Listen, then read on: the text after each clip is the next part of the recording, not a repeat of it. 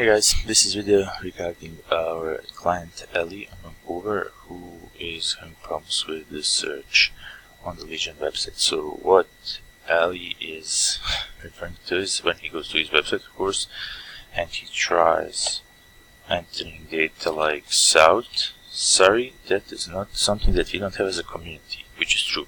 So in our database in the community column there is no information, there is no value called South Surrey, and we map it from the community source on the field. But where we do have South Surrey and that White Rock, exactly as the client mentioned, is in the area code. So what we can do, we can enable this area code for the backend search on CRM and for the logged in users. So that's not a problem, but to make it part of the public search on the Legion website, that would be complicated and not so easy at all to do. So we can go and inform the client that we can enable this for him in the backend and for the leads when they log in, register, right?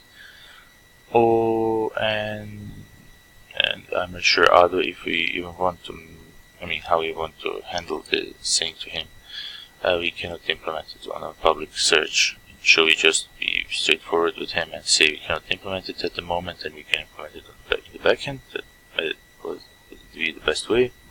Let us know what you think would be the best way to handle the client. Thank you.